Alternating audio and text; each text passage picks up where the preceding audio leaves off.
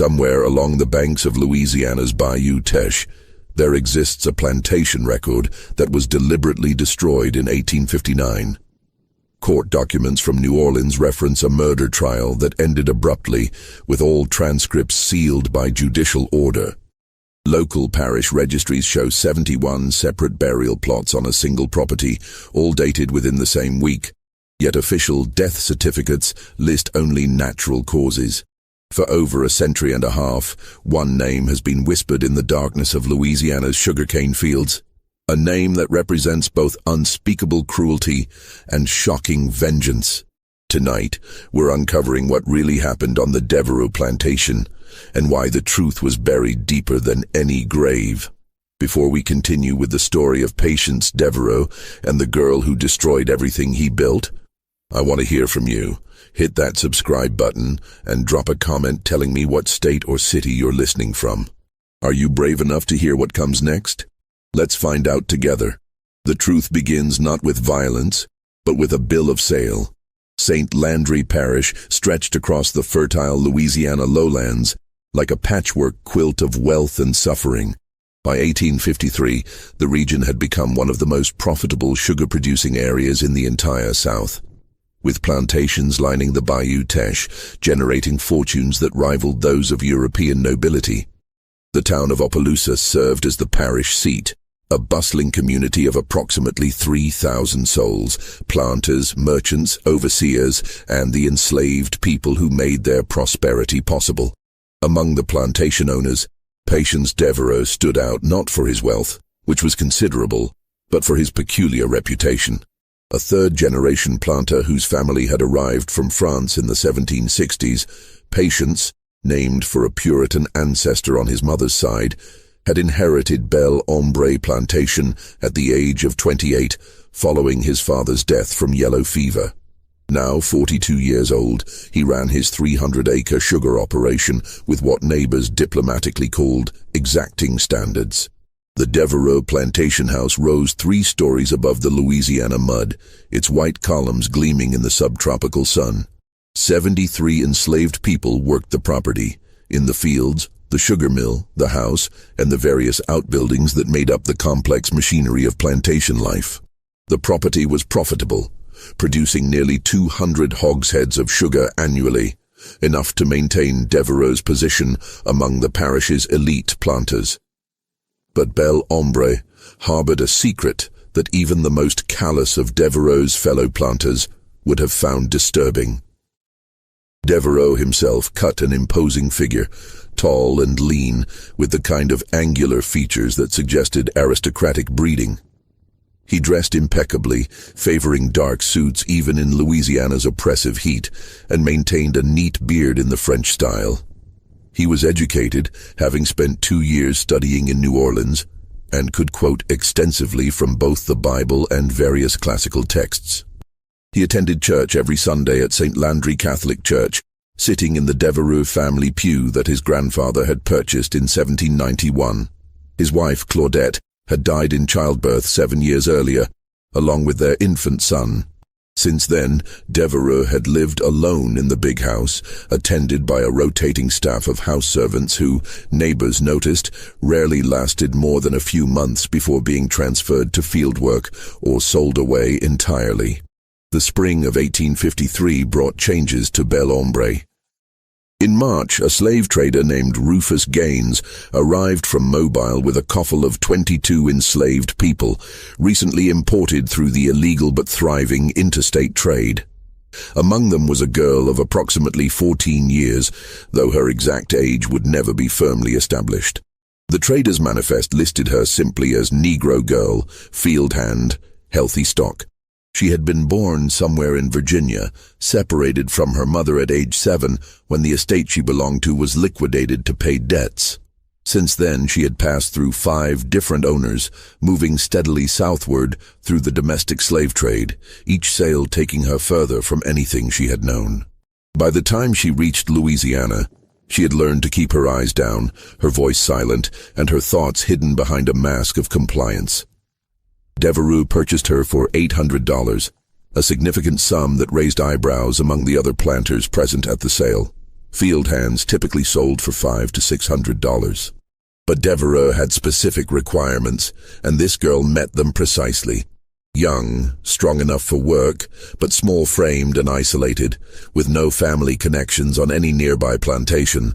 The bill of sale listed her as Clara, though she would later claim this was not her true name, merely the latest in a series of names given to her by successive owners, each one stripping away more of who she had been. What happened next would transform her into something else entirely. Clara's first month at Bel Hombre passed in the rhythm common to plantation life. She was assigned to the big house, initially working in the kitchen under the supervision of Aunt Rachel, an older woman who had served the Devereux family for 30 years. The work was demanding, rising before dawn to prepare breakfast, maintaining fires, cleaning, washing, and 100 other tasks that kept the household running. But Clara quickly sensed something wrong in the atmosphere of Bel Hombre.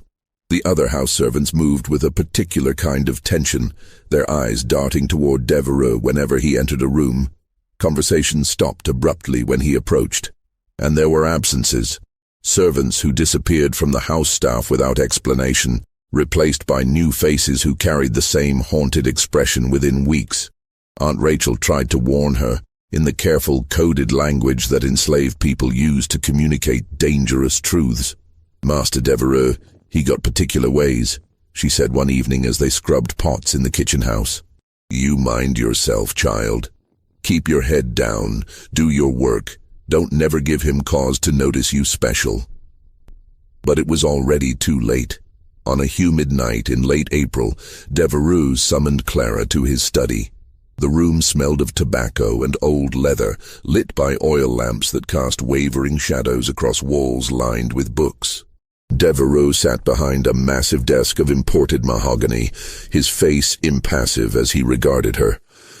You can read, can't you? He asked. The question was dangerous. Literacy among enslaved people was illegal in Louisiana, punishable by whipping or worse. Clara kept her eyes fixed on the floor. No, sir. Don't lie to me. His voice remained calm, almost conversational. I saw you looking at the newspaper I left in the dining room. Your eyes were moving across the words. The silence stretched between them, heavy with threat. I asked you a question. Devereux continued. Can you read? Clara's mind raced through possible responses, calculating which lie might save her. But something in Devereux's tone suggested he already knew the answer, that this was some kind of test with no safe outcome.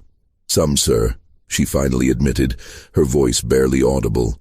My first master's daughter, she taught me some before you were sold away. Devereux finished the sentence for her. He leaned back in his chair, steepling his fingers.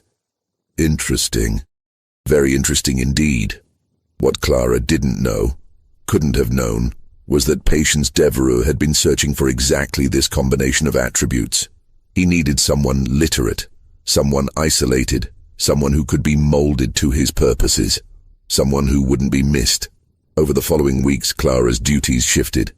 She was assigned to clean Devereux's private rooms, to organize his papers, to assist him with correspondence. The work itself seemed almost easier than her previous tasks, but it came with a price that became clear incrementally through small degradations that built upon each other like layers of sediment. Devereux began requiring her presence in his study every evening, ostensibly to help with paperwork. But the tasks grew stranger. He would dictate passages from the Bible, making her copy them repeatedly, checking her penmanship with critical eyes. He would quiz her on scripture, punishing wrong answers with hours of standing motionless in corners, or denial of meals, or small physical punishments that left no visible marks. A twisted finger bent back until she gasped, pressure applied to the soft spaces behind her ears, his grip on her arm just tight enough to bruise bone deep without breaking skin. "You need to be corrected," he would say in that same calm, conversational tone. "These are lessons in obedience, in submission to proper authority. Do you understand?" The other house servants watched with knowing eyes and said nothing. They had seen this before. They knew how it ended. By June, Clara's situation had deteriorated beyond anything her previous experience had prepared her for. Devereux's lessons had evolved into systematic torture, carefully calculated to maximize suffering while leaving minimal visible evidence. He was methodical, almost scientific in his approach, as though conducting some dark experiment in human endurance. He kept detailed journals, Clara discovered, documenting his training methods in neat handwriting. She saw them once, left open on his desk, pages filled with observations about pain thresholds, effective punishment techniques, methods of breaking the human will while maintaining physical capacity for work. She realized with horror that she was not the first. The journals referenced other subjects, numbered but not named, with clinical notes about their responses to various treatments. Subject 7 had lasted 3 months before being transferred. Subject 9 showed promising initial compliance, but ultimately proved unsuitable. Subject 12, the most recent entry before Clara's arrival, had required disposal after an incident that Devereux described only as regrettable but necessary. Clara was subject 13. The summer of 1853 settled over St. Landry Parish like a suffocating blanket. In the sugar fields, enslaved workers moved between the cane rows, their bodies dark against the green stalks, their songs carrying across the morning mist. Life at Bel Ombre continued its surface rhythm. The bells marking work hours, the routine of planting and cultivation, the weekly visits from neighboring planters who saw only what Devereux chose to show them. But inside the big house, Clara was disappearing. Not physically, Devereux was too clever for that. She still appeared at meals, still performed her visible duties, still attended to the tasks that would be noticed by others. But piece by piece, something essential was being carved away from her, removed with the precision of a surgeon's knife. Devereux's methods were sophisticated. He understood that breaking a person required more than physical pain. It required isolation, disorientation, the systematic destruction of identity and hope. He rotated his punishments to prevent adaptation, mixed rewards with cruelty to create confusion, used sleep deprivation and forced wakefulness to blur the boundaries of reality. Some nights, he would summon her to read aloud from his favorite texts, passages from the Old Testament about masters and servants, obedience and punishment, the divine order of hierarchy. Other nights, he would force her to stand motionless for hours while he worked at his desk, punishing any movement with fresh torments. He deprived her of food, then presented elaborate meals and watched her eat, while asking questions designed to humiliate. He gave her tasks impossible to complete, then punished the inevitable failures with methodical cruelty. Through it all, he maintained his facade of respectability. On Sundays, he attended church services, standing to sing hymns with his rich baritone voice. He hosted dinner parties where he entertained neighboring planters with discussions of sugar prices and political developments. He was known as a cultured man, perhaps a bit reserved since his wife's death, but hardly worthy of suspicion. The other enslaved people at Bel Ombre knew, of course. They always knew, but what could they do? Speaking out meant death, or worse, being sold away to the brutal sugar plantations further south, where life expectancy was measured in years rather than decades. So they averted their eyes and whispered prayers and tried not to think about the sounds that sometimes echoed from the big house late at night. Aunt Rachel tried once to intervene. She approached the overseer, a man named Dalton who managed the field operations, and carefully suggested that Clara was being worked too hard, that perhaps she should be reassigned to other duties. Dalton listened with an impassive expression, then reported the conversation directly to Devereux. Rachel spent 3 days in the punishment shed, a small building behind the sugar mill where infractions were corrected, emerging with fresh scars on her back and a new understanding of the boundaries of what could be risked. She never spoke of Clara again, though sometimes Clara would find small things left for her, a piece of cornbread wrapped in cloth, a cup of water placed where she would find it, small gestures of solidarity that carried enormous risk. As summer turned toward fall, Clara began to change in ways that went beyond the physical. Something was hardening inside her. crystallizing through the heat of her suffering into a form that even she didn't fully recognize. The mask of compliance remained, but behind it, something else was growing. Not hope, which Devereaux had systematically destroyed, but something colder and more durable. Calculation. She began to study Devereaux the way he studied her, learning his patterns and habits, his strengths and vulnerabilities. She observed which days he drank heavily from the crystal decanter in his study, how the alcohol made him careless. She noticed that he kept the key to his private rooms on a chain around his neck, but that he removed it before sleeping. She learned the layout of the house with the detailed precision of someone planning an escape, counting steps in the darkness, memorizing the locations of loose floorboards and squeaking hinges. She also began to understand the full scope of what Devereaux had been doing. Through careful observation and pieced together fragments of overheard conversation, she realized that she was far from his first victim. Over the past decade, at least a dozen enslaved people, always young, always isolated, always purchased from distant sellers, had passed through his hands and disappeared. Some had been sold away, their spirits broken. Others had died, their deaths attributed to disease or accident. One, the girl who had preceded Clara by only 4 months, had been found drowned in the bayou.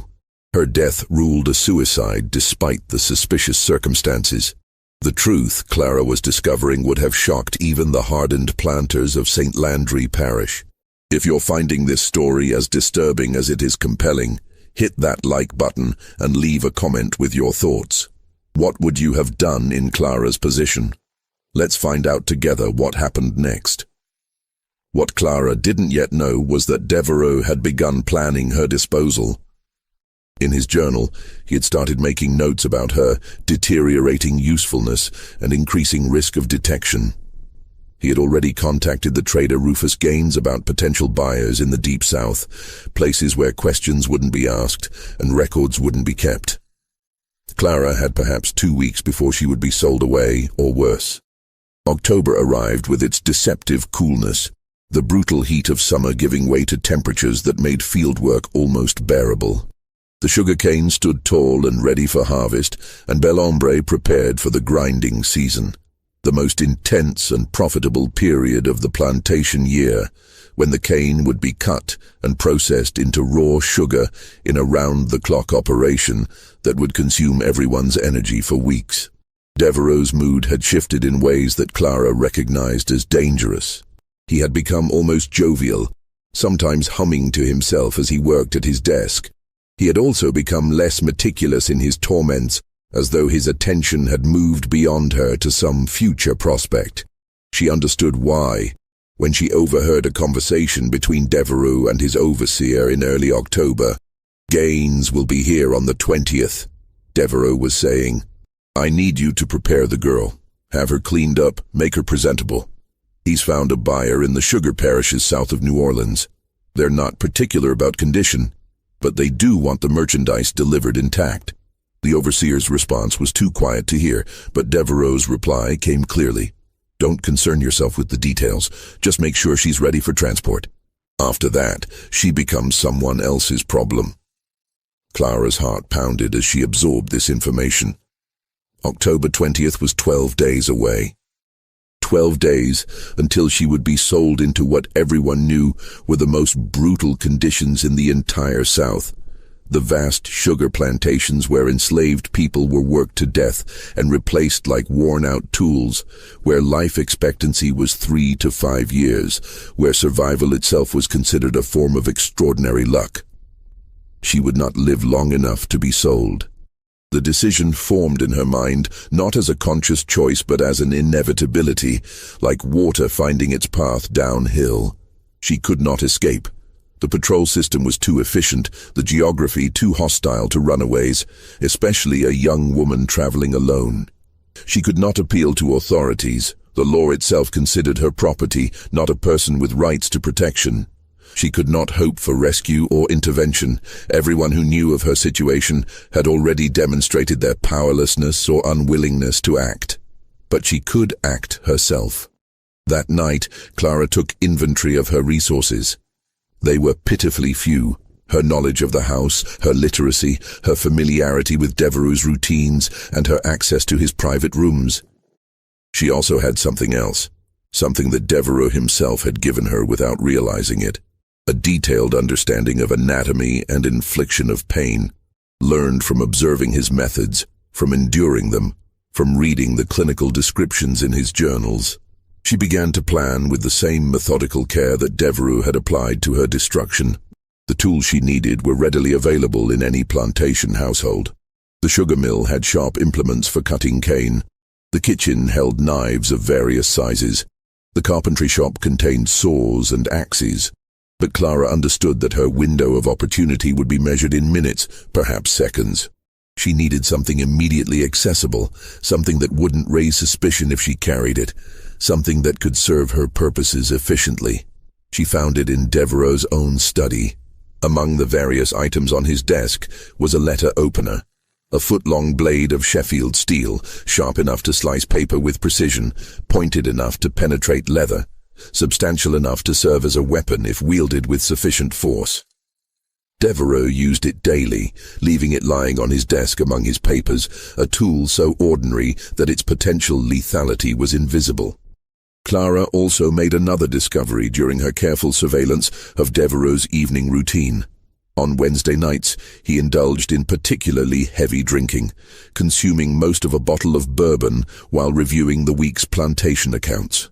The alcohol made him drowsy, made him careless, made him vulnerable in ways he would never be when sober. Wednesday, October 14th, 6 days before she was scheduled to be sold away, would be her only chance. The days leading up to October 14th passed with excruciating slowness. Clara moved through her routine with mechanical precision, her mind operating on 2 levels simultaneously, performing her duties while constantly reviewing her plan, searching for flaws, calculating probabilities, preparing for contingencies. She was terrified. The fear lived in her stomach like a physical thing, making food difficult to swallow, making sleep impossible. But underneath the fear was something else, something that burned with a cold, steady flame. Not hatred, exactly. Hatred was too hot, too consuming. This was something colder and more durable, a commitment to action regardless of consequence, an acceptance of whatever price would need to be paid. The plantation continued its rhythms around her, oblivious to the storm gathering in one girl's heart. In the fields, the cane stood ready for harvest, its tall stalks rustling in the October breeze. In the sugar mill, the overseer Dalton supervised repairs to the grinding equipment, preparing for the intense weeks ahead when the mill would run day and night. In the quarters, enslaved families gathered after dark, sharing meals and stories, creating moments of humanity in a system designed to deny it. Clara observed all of this with a strange detachment, as though she were already a ghost, already separated from the world of the living. She found herself noticing details she had never paid attention to before.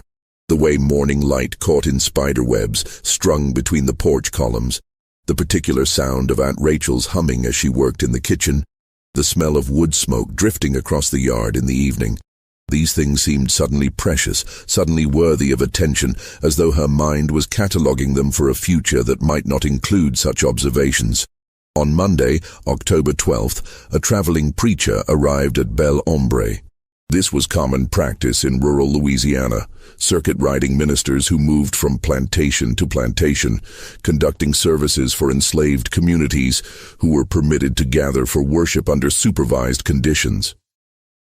The preacher, a thin man named Reverend Caldwell, set up in the cleared space behind the quarters, and Devereux graciously permitted his enslaved workers to attend the evening service. Clara went, because absence would be noticed, would raise questions. She sat at the back of the gathered crowd. Perhaps 80 people assembled in the fading light, and listened as Reverend Caldwell preached about deliverance. His text was from Exodus, the story of Moses leading the Hebrew people out of bondage in Egypt, the plagues that fell upon their oppressors, the parting of the Red Sea. The Lord sees your suffering. Caldwell proclaimed, his voice carrying across the crowd. "He hears your cries, and in his time, in his way, he will deliver you from bondage. You must have faith. You must believe that justice, though delayed, will surely come." The words washed over Clara like water over stone. She had heard such promises before, had clung to them during her darkest moments, had prayed for deliverance until her voice was hoarse and her knees were bruised from kneeling. But deliverance had not come. Justice had not arrived. God, if he existed, seemed remarkably uninterested in the sufferings of enslaved people in Louisiana. She would not wait for divine intervention.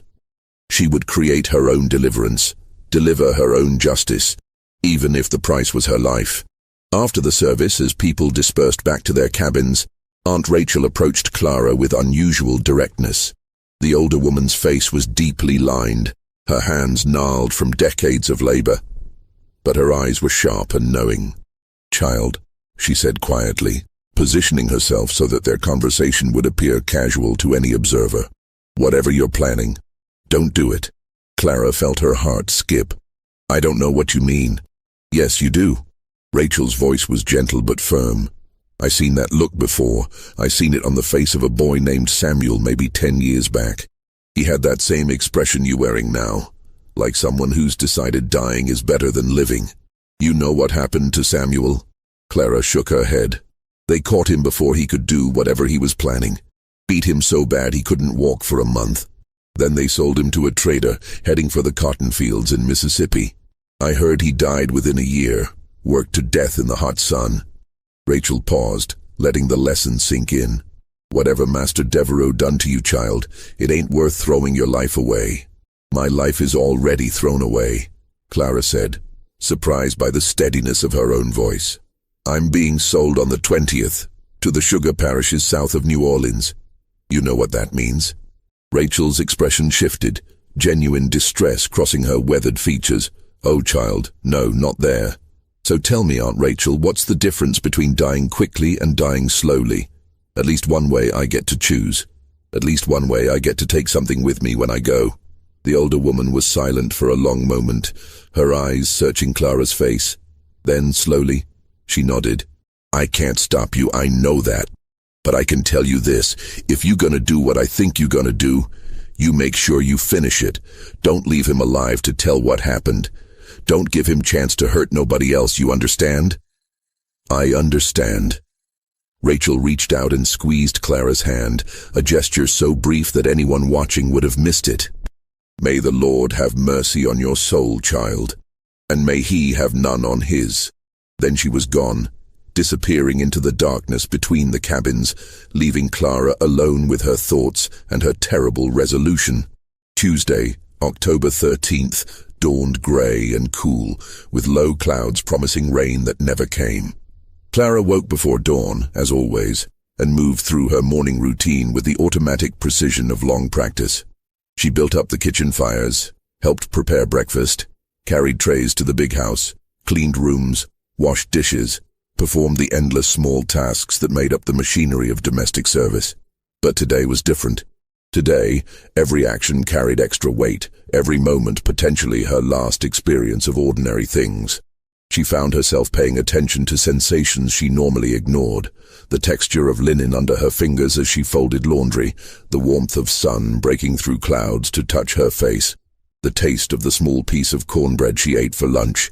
In the afternoon, Devereaux summoned her to his study for what she recognized, with grim clarity, would be his final session of torment before she was sold away. She climbed the stairs to the second floor, walked down the hallway past the portraits of Devereaux ancestors staring down with painted eyes, and knocked on the study door. "Enter," his voice called. The room was exactly as it always was, orderly, scholarly, deceptively civilized. Books lined the walls, their leather spines gleaming in the afternoon light filtering through tall windows. Devereaux's desk dominated the center of the room, its surface covered with neat stacks of papers, ledgers, correspondence. The crystal decanter of bourbon sat in its usual place, along with 2 glasses. Oil lamps waited to be lit when evening came. Devereaux sat behind his desk, dressed impeccably as always in a dark suit and crisp white shirt. He looked up as Clara entered, his expression mild, almost pleasant. "Ah, Clara, come in. Close the door. Sit down." He gestured to the straight-backed chair positioned before his desk, the chair where Clara had spent so many hours enduring his particular brand of education. She sat, keeping her eyes downcast in the posture of submission he demanded. "I want to talk to you about your future," Devereaux began, steepling his fingers in a gesture she had come to know well. "Mr. Gaines will be arriving in a few days to complete your transfer to new ownership. I thought you might have questions about what to expect." This was new.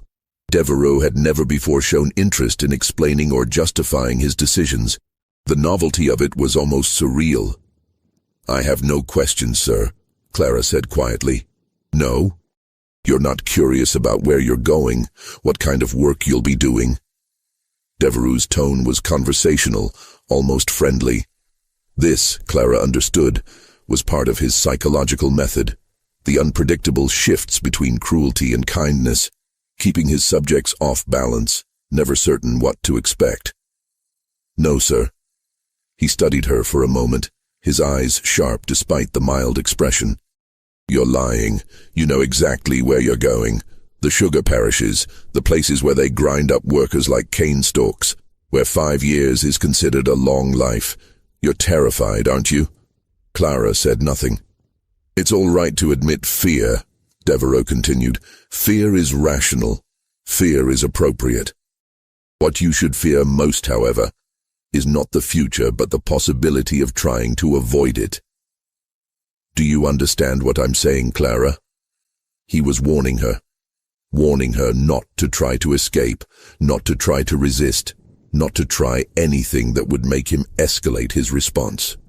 The warning itself was almost gentle, which made it more terrifying than any explicit threat. "I understand, sir." "Good." Devereaux leaned back in his chair, seemingly satisfied. "You've been a challenging subject, Clara. Not as compliant as some, but more resilient than most. I'll miss our evenings together in a way. But all experiments must eventually conclude, and I find myself eager to begin fresh work with new material." He paused, pouring himself 2 fingers of bourbon from the crystal decanter, sipping it slowly. "Do you hate me, Clara?" The question was a trap. Either answer would displease him, would earn fresh punishment. But Clara found herself responding with unexpected honesty. "No, sir." And it was true. She didn't hate him. Hatred implied a relationship, an emotional connection, a recognition of shared humanity.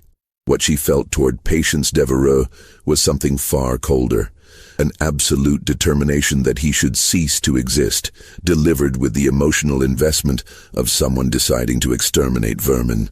Devereux seemed pleased by her answer, missing entirely the truth behind it. "Good," he said. "Hatred clouds judgment. Submission requires clarity of mind and purity of obedience. You're learning, even at this late stage." He paused again, swirling the bourbon in his glass, watching the amber liquid catch the light. "I've kept detailed records of our time together. Did you know that? Observations, measurements, assessments of technique and result. Quite fascinating, really. The human capacity for adaptation, for endurance, for survival even under the most adverse conditions. You've contributed to a body of knowledge that might someday prove valuable." Clara listened to this with a strange detachment. He was describing her suffering as research, her pain as data, her existence as nothing more than experimental material. It should have provoked some response, rage, disgust, despair. But she felt nothing except the cold certainty of what would happen tomorrow night. "You may go," Devereaux said finally, dismissing her with a wave of his hand. "Get some rest. Mr. Dalton will want you looking presentable when Mr. Gaines arrives." Clara stood, curtsied in the manner he required, and left the study. She walked down the hallway, down the stairs, through the house to the kitchen, moving like a mechanism wound tight and counting down to release. Aunt Rachel was alone in the kitchen, preparing vegetables for the evening meal. She looked up as Clara entered, her eyes asking questions that couldn't be spoken aloud. Clara nodded once, a tiny movement that conveyed everything. Rachel closed her eyes briefly, her lips moving in what might have been prayer.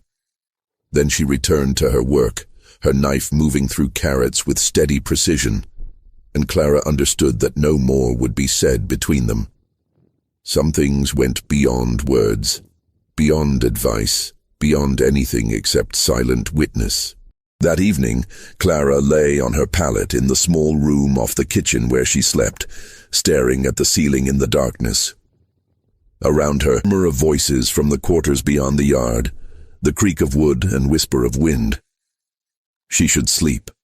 She would need all her strength for what was coming, but sleep was impossible.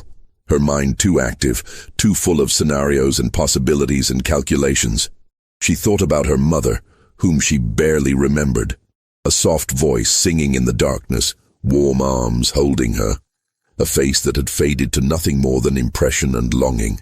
She thought about the 7-year-old girl she had been, standing on an auction block in Virginia, trying not to cry as strange white men examined her teeth and felt her arms and discussed her value in voices that treated her as an object, not a person. She thought about all the owners who had followed, each one stripping away another layer of who she had been until she could no longer remember her real name, the name her mother had given her. The name that had connected her to family and history and identity. Who was she now? Not Clara. That was just another name imposed by ownership.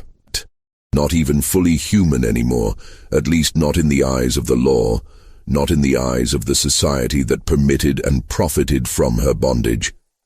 But tomorrow night she would become something. Someone. A person who had acted, who had chosen, who had refused to be passive in the face of her own destruction. It wasn't much.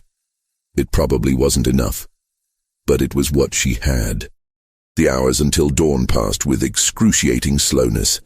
Clara must have dozed eventually, because she woke to the sound of the plantation bell ringing the call to morning labor, grey light filtering through the single window of her room. Wednesday, October 14th. Her last day as Clara. Her last day as anything. She rose, dressed in her work clothes, and began her final day at Bel Hombre. The morning passed in a blur of activity. Clara moved through her tasks with mechanical efficiency, her body performing familiar actions while her mind remained elsewhere, counting down hours and then minutes to the moment that would change everything. Breakfast preparation, cleaning the dining room, carrying water, sweeping floors, washing dishes. The endless cycle of domestic labor that had defined her existence for as long as she could remember. At midday, she ate a small meal of cornbread and beans, forcing herself to swallow despite the knot of tension in her stomach. She would need energy. She would need strength. She could not afford weakness. In the afternoon, she found herself alone in Devereaux's study during her routine cleaning. The room was empty, Devereaux having gone to inspect the sugar mill with his overseer. This was her opportunity. The letter opener lay on his desk among various papers and correspondence, its Sheffield steel blade catching the afternoon light. Clara had cleaned around it 100 times, had polished its brass handle, had never considered it as anything except another piece of the room's furnishings. Now she saw it differently. She saw its length, a full foot from tip to handle. She saw its weight, substantial enough to penetrate leather or heavy cloth. She saw its edge, sharp enough to slice through paper with precision, sharp enough to cut flesh if wielded with force. She picked it up, testing its balance, feeling how it fit in her hand. It was heavier than she expected, more substantial, more real. This was not an abstraction anymore. This was a weapon. This was the tool that would transform intent into action. Her heart hammered in her chest as she made her decision. She couldn't wait until evening to secure it. If Devereaux noticed its absence before then, everything would be ruined. But carrying it on her person all afternoon was risky. If she was searched for any reason, if it was discovered, she made her choice. Carefully, she wrapped the letter opener in a cleaning cloth, then tucked it into the deep pocket of her work dress, arranging the fabric so that the shape wouldn't be obvious to casual observation. The weight of it pulled at her pocket, a constant reminder of what was coming, of what she was about to become. She finished her cleaning, left the study, and moved through the rest of the afternoon with the letter opener pressed against her thigh through layers of cloth, its presence a secret weight that only she knew about. Evening came. The sun sank toward the horizon, painting the sky in shades of orange and red that seemed almost obscenely beautiful. Clara helped prepare dinner, served Devereux his meal in the dining room, cleared the dishes afterward, moved through her routine while the knife in her pocket waited, patient and cold. At 8 o'clock, Devereux retired to his study as was his Wednesday custom. Through the closed door, Clara could hear familiar sounds. The clink of glass on glass as he poured bourbon, the creak of his chair, the rustle of papers as he worked through plantation accounts and correspondence. She waited in the hallway outside, her back against the wall, one hand in her pocket wrapped around the letter opener's handle. Her heart was beating so loudly, she was certain everyone in the house must hear it. Certain that someone would discover her lurking here and demand to know what she was doing. But no one came. The house was quiet, except for distant sounds from the kitchen and quarters, the ordinary noises of evening at Belle Ombre. Time passed with strange elasticity, seconds stretching into minutes, minutes compressing into moments. Clara found herself in an odd state of consciousness, simultaneously hyper-aware of every sensation and somehow distant from them all, as though she were watching herself from outside her own body. At 9 o'clock, precisely on schedule, Devereux's voice called through the door. "Clara, attend me." This was the moment. This was the threshold. Once she crossed it, there would be no going back, no undoing, no reprieve. Everything that followed would flow inevitably from what happened in the next hours. Clara took a breath, feeling the letter opener's weight in her pocket one last time. Then she opened the study door and stepped inside. The study was warm, lit by 2 oil lamps that cast wavering shadows across the walls of books. Devereux sat behind his massive mahogany desk, his face slightly flushed from the bourbon he'd been drinking. The bottle beside him was more than half empty. He had consumed more than usual tonight, which was exactly what Clara had been counting on. His movements when he gestured for her to close the door were slightly less precise than normal. His eyes slightly unfocused. He was drunk, or close to it, vulnerable in ways he would never be when sober. His guard lowered, his reactions slowed, his judgment impaired. "Come here," he ordered, gesturing to the spot beside his desk where Clara had stood so many times before.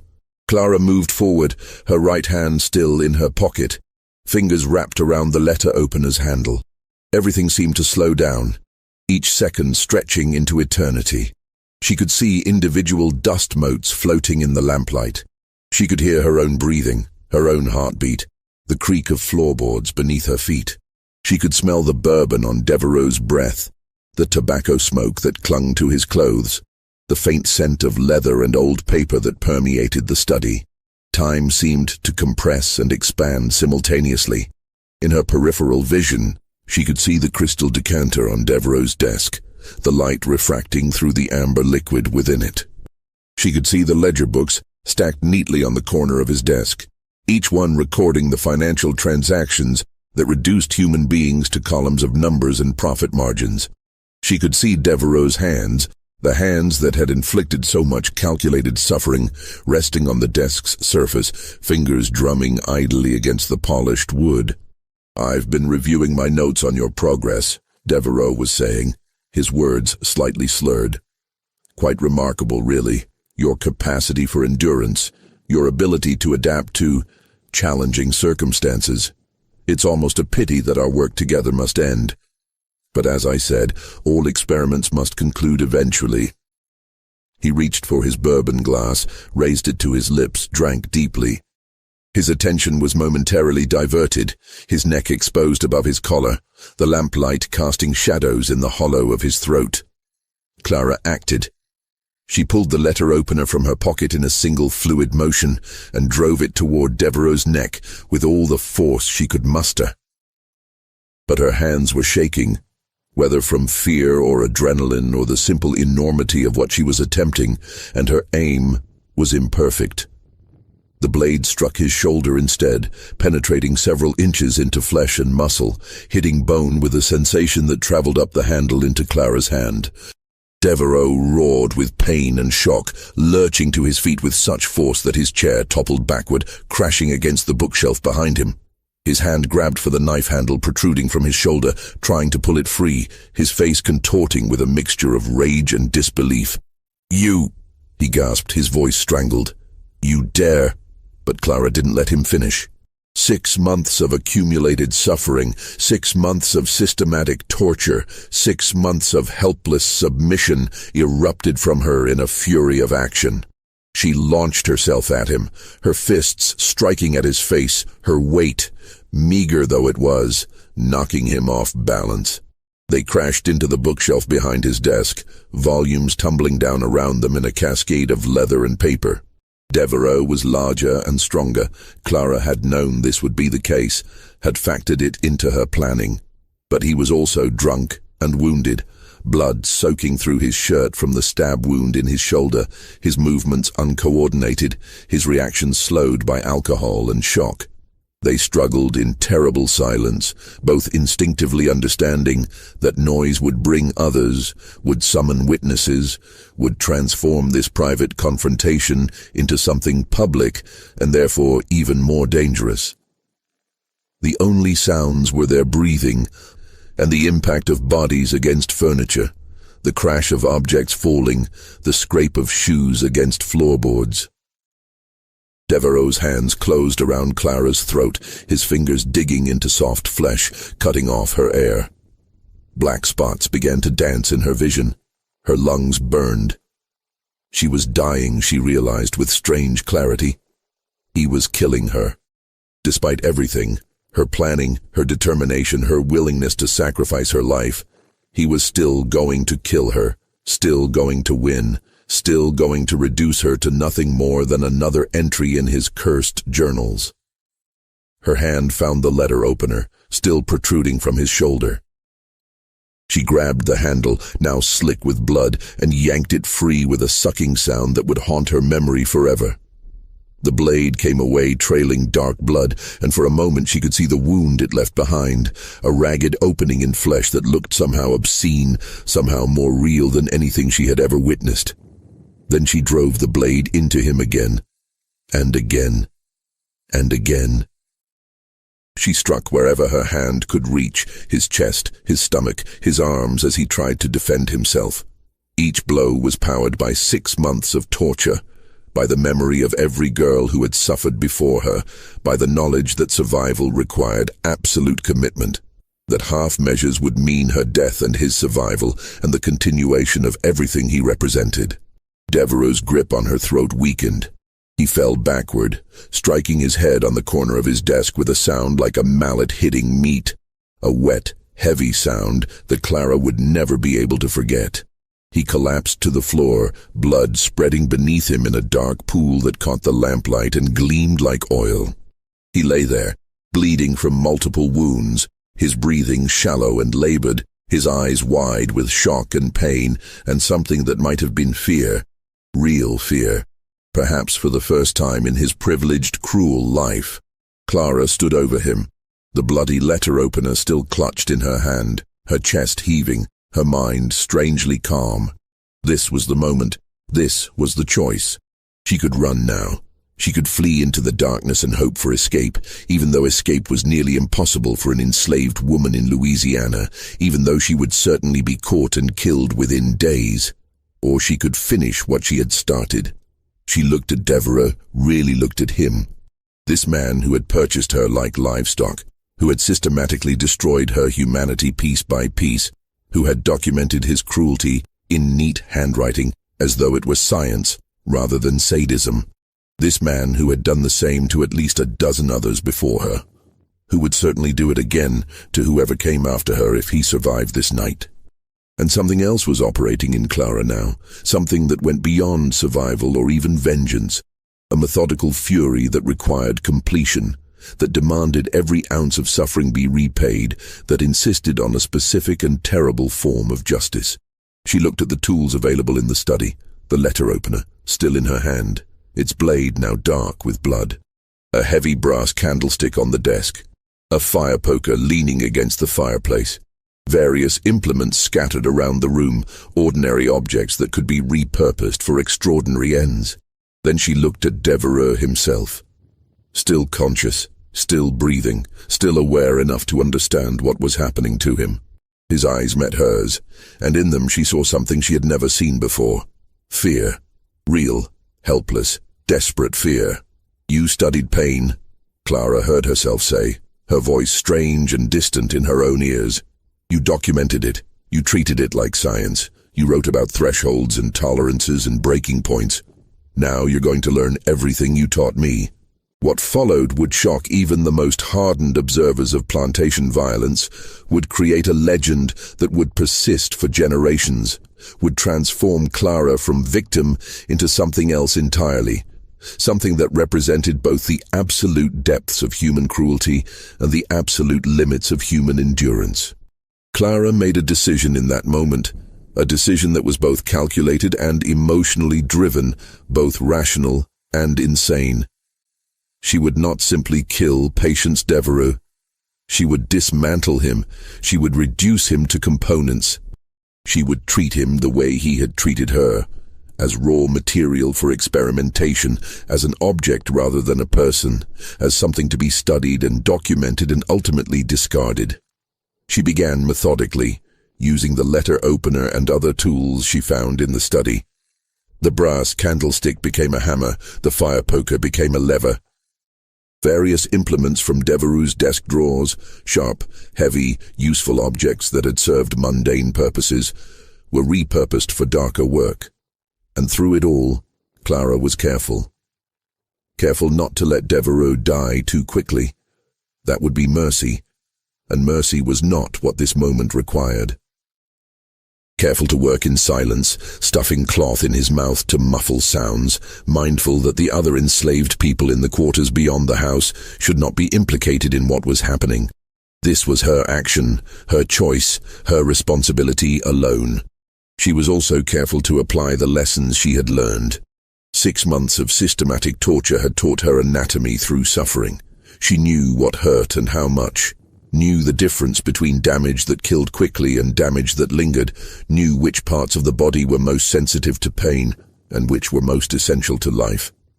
She applied this knowledge with scientific precision. Hours passed.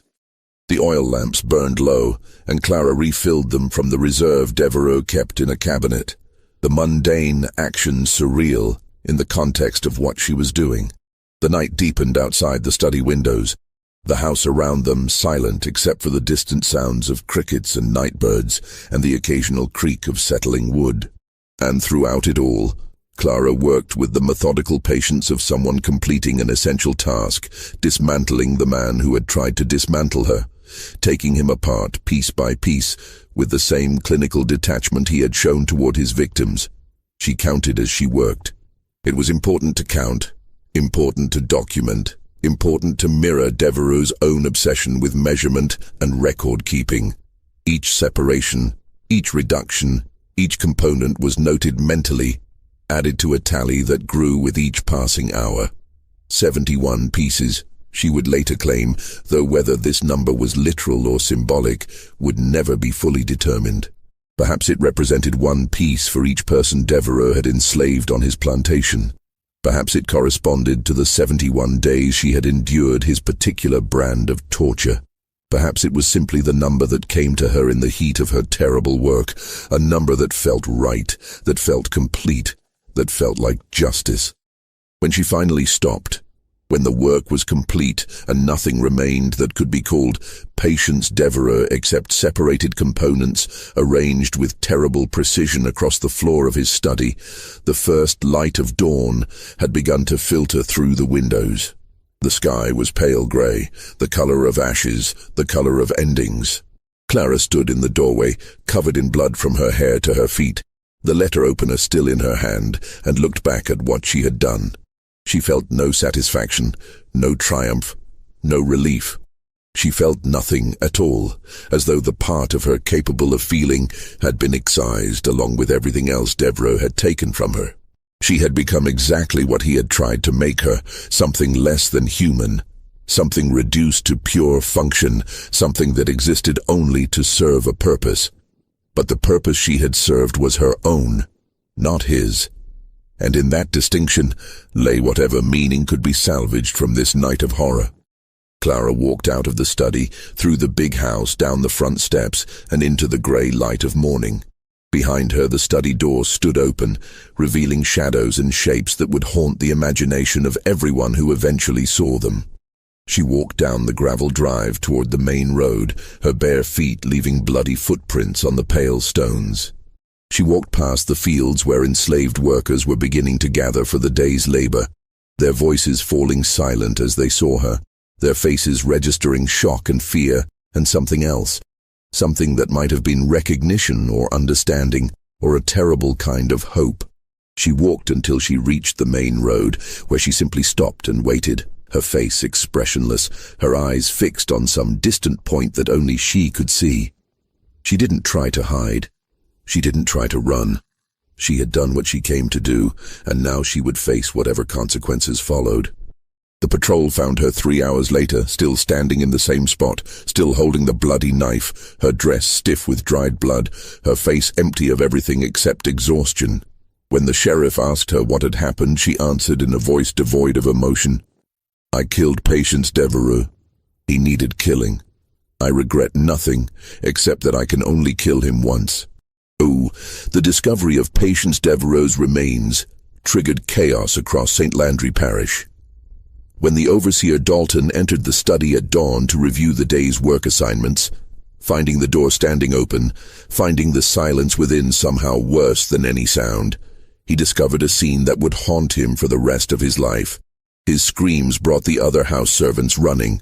Aunt Rachel arrived first, took one look through the doorway, and immediately began herding the others away, preventing them from seeing what lay inside.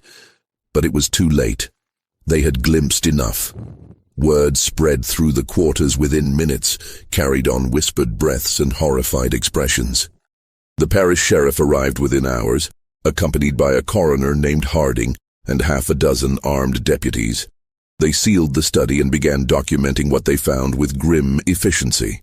The coroner, a man who had performed autopsies on yellow fever victims and battlefield casualties during the Mexican War, emerged from the room pale and shaken, refusing to provide details about what he had witnessed beyond the bare minimum required for his official report. "I've seen men torn apart by cannon fire," Harding told the sheriff, his voice unsteady. "I've examined bodies pulled from the river after weeks in the water. I've cut open cholera victims and dissected corpses in anatomy classes. But I have never, in 20 years of medical practice, seen anything like what's in that room. It's not human. It's not possible. It's—" He couldn't finish the sentence. The sheriff, a man named Boudreau, who had served in his position for 15 years, took his own look at the study. He stayed inside for perhaps 5 minutes before emerging, his face gray, his hands shaking as he fumbled for his pipe. He smoked 3 bowls of tobacco in rapid succession before he felt composed enough to issue orders. "No one speaks of what's in that room," he told his deputies. "Not to your families, not to your friends, not to anyone. Whatever we saw in there, it doesn't leave bel hombre. Is that understood?" The deputies nodded, their faces reflecting the same shock that Boudreau felt. By noon, news of Devereaux's death had spread across the parish, though the details remained carefully obscured. The official story, released by Sheriff Boudreau after consultation with the parish judge and several prominent planters, stated only that Patients Devo had been murdered by an enslaved woman in his household who was subsequently apprehended by authorities. But rumors spread faster than official statements, carried on the lips of enslaved people who whispered to each other in the fields, of house servants who spoke in coded language to their counterparts on other plantations, of freed men and poor whites who gathered in Opelousas taverns and speculated about what had really happened at Belle Ombre. The numbers varied. Some said Devereux had been cut into 50 pieces, others claimed 100. Some said the girl had drunk his blood. Others insisted she had eaten his heart. The truth was lost in a swirl of rumor and counter-rumor, each version more extreme than the last. What was not rumor was the response of the enslaved community. Within days of Devereux's death, something unprecedented began to happen across St. Landry Parish. Enslaved people started refusing to work.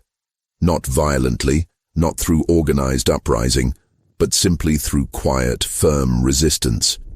They gathered in their quarters and in the woods, refusing to go to the fields, refusing to respond to threats or punishments, refusing to disperse. Within a week, more than 200 people had assembled in hidden camps in the forests and swamps surrounding Belle Ombre. They built fires and shared food and waited. No demands were made, no manifestos were issued. They simply existed in a state of collective refusal, and their very presence sent waves of terror through the planter class. It was the closest thing to organized resistance that Louisiana had seen since the German Coast Uprising of 1811, and it terrified the white population. Patrols were doubled, then tripled. Militia units were called up. Armed planters rode the roads between plantations, searching for signs of further insurrection. But the assembled enslaved people remained peaceful. They committed no violence. They threatened no one. They simply refused to work until the girl, Clara, or whatever her name was, received what they called justice. The problem, from the perspective of Louisiana's legal system, was what exactly that meant. Under the state's black code, enslaved people who murdered their masters were to be executed swiftly and publicly, their deaths serving as warnings to prevent further insurrection. But the circumstances of this case presented unusual complications that made the usual procedures impossible to follow. First, there was the matter of Devereux's study. When authorities searched it thoroughly, they discovered his journals.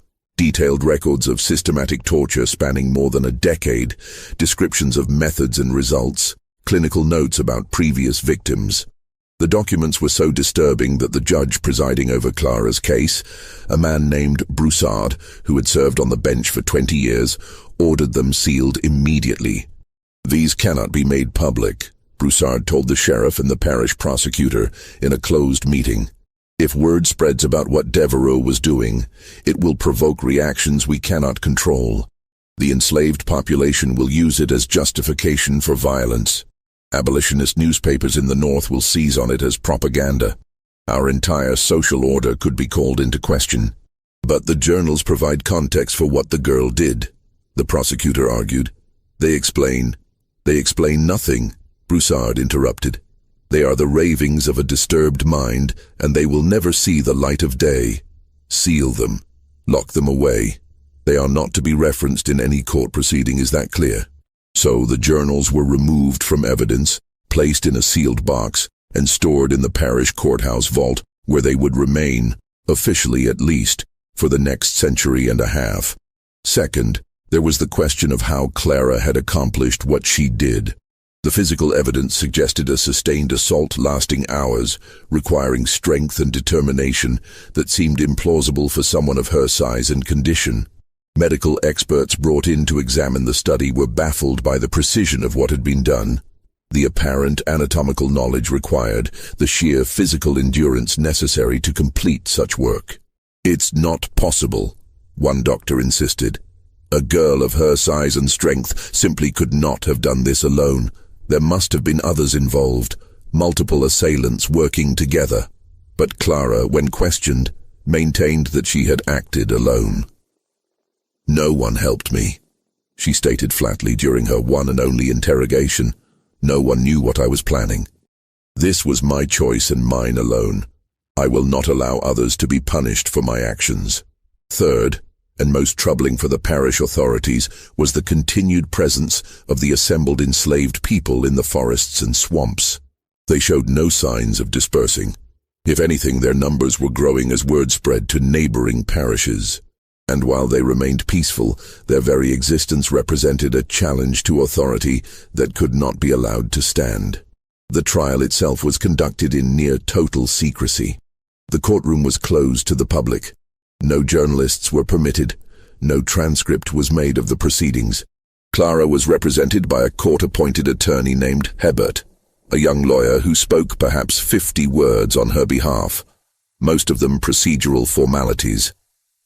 The prosecution presented its case in less than an hour. Devereux was dead. Clara had confessed to killing him. The evidence was overwhelming. The law was clear. The verdict should be death, carried out publicly as a warning to others. But Judge Broussard faced an impossible situation. Executing Clara would provoke the gathered enslaved people to violence. He had no doubt of that. The parish did not have sufficient forces to control an uprising of that scale. People would die, property would be destroyed, the entire social order of the region would be threatened. On the other hand, failing to execute her would be seen as weakness, would suggest that enslaved people could murder their masters and escape justice, would encourage further resistance and rebellion.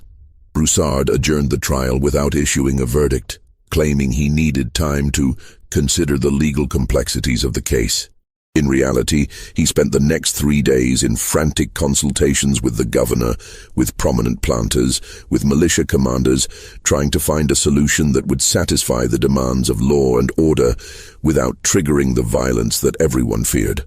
The solution, when it came, was characteristically Southern in its combination of pragmatism and dishonesty. On October 28, 1853, Sheriff Boudreau issued a brief statement. The matter of the death of Patients Devo has been resolved to the satisfaction of the court and in accordance with the laws of Louisiana. Justice has been served. All enslaved persons are ordered to return to their plantations and resume their normal duties. Any who refuse will be considered in rebellion and dealt with accordingly. No further details were provided. No verdict was announced. No execution was recorded. Clara vanished from official records after that date. No sale appears in any parish registry. Her name simply ceases to appear in any documentation. The assembled enslaved people, after several more days of tense standoff, gradually dispersed and returned to their plantations. No violence occurred. No arrests were made. Life in St. Landry Parish slowly returned to its normal rhythms, though an undercurrent of tension would persist for years. What actually happened to Clara became the subject of endless speculation and rumor. Some claimed she had been sold to a plantation in Texas, her identity obscured to prevent her from becoming a martyr. Others insisted she had been quietly executed and buried in an unmarked grave in the woods behind Belle Ombre. A few whispered that she had been helped to escape by abolitionists, smuggled north through the Underground Railroad to freedom in Canada. There was even a persistent rumor, never confirmed but never entirely dispelled, that Judge Broussard had made a deal with certain powerful interests, that Clara had been purchased by agents working for northern abolitionists, that money had changed hands, that she had been transported out of Louisiana under cover of darkness to live out her days in freedom somewhere far from the scenes of her cry. The truth, like so much else about this case, was deliberately obscured, hidden behind layers of official silence and unofficial myth-making. What is known is this. Belle Ombre Plantation was sold at auction in December 1853, purchased by a consortium of planters who divided the property among themselves. The big house was demolished the following spring, its materials salvaged or burned, the site left empty. Within 5 years, the Louisiana forest had begun to reclaim the land, vines and undergrowth covering what had once been manicured grounds and cultivated fields. The 71 burial plots mentioned in parish records, discovered by workers clearing the grounds after the auction, were never adequately explained.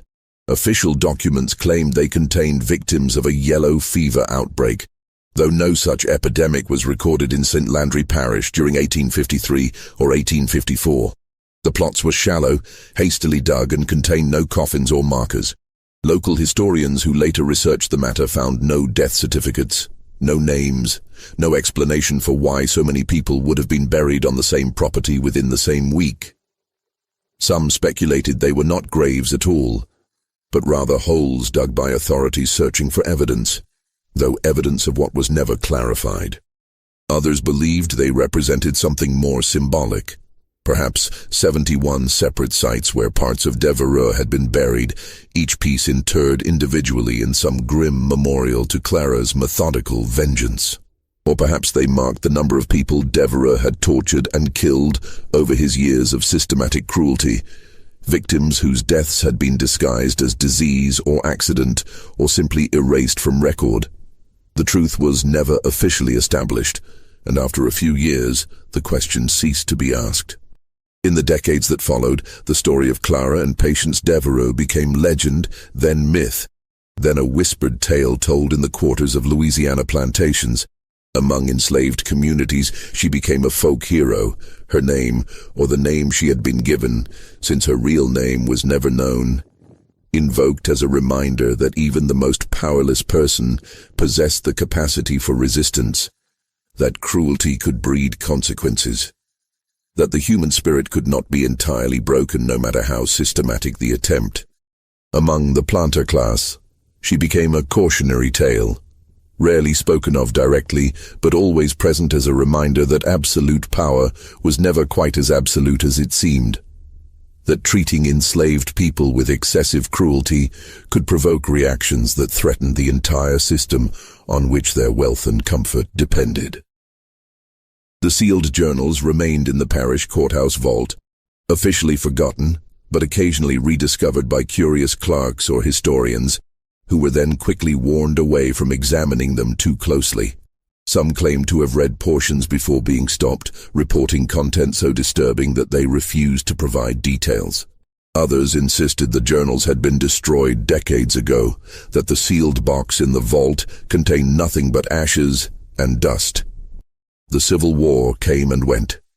Slavery ended through federal force rather than internal collapse.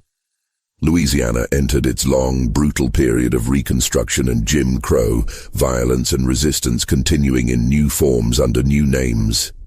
The story of Clara faded from public memory, preserved only in oral traditions and in sealed documents that few people knew existed and fewer still were permitted to see. But in certain corners of St. Landry Parish, in certain communities with long memories, the story persisted.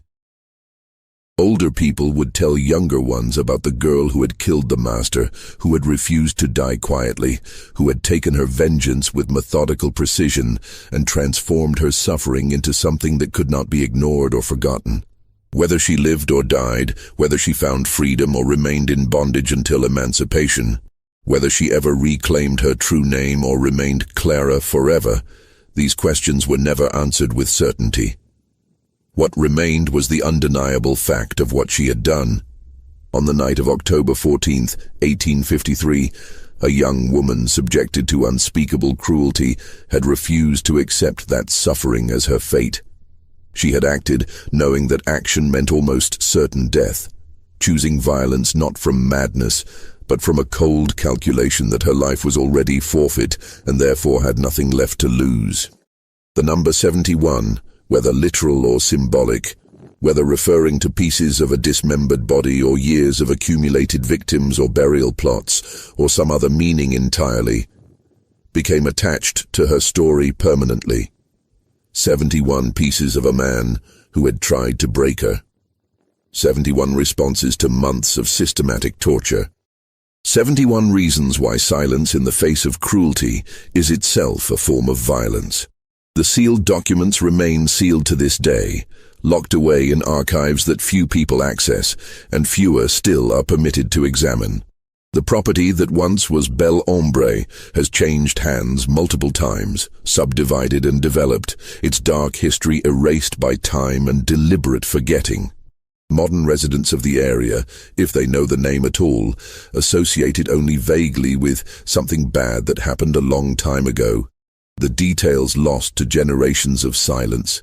But the story persists, passed down through communities that remember, told in different versions and with different emphases, but always carrying the same essential truth. That a girl whose name was taken from her, whose humanity was denied, whose suffering was treated as scientific data, had refused to accept her own annihilation. She had struck back with terrible precision and had paid whatever price that action required, becoming in the process something more than victim, something more than slave, something that resisted easy categorization or comfortable historical narratives. She had become, simply and finally, someone who acted, someone who chose, someone who refused to be erased. And in a system built entirely on the denial of such agency, that alone was revolutionary. This mystery shows us that even in the darkest moments of American history, in the depths of institutionalized cruelty and oppression, individual acts of resistance could shake the foundations of the system that created them. The number 71 has echoed through history as a reminder of what happens when human beings are pushed beyond endurance, when the only choice left is between passive destruction and active resistance. What do you think of this story? Do you believe Clara was justified in what she did? Do you think she survived, or was this her final act? Would you have made the same choice in her position? Leave your comment below and share your thoughts.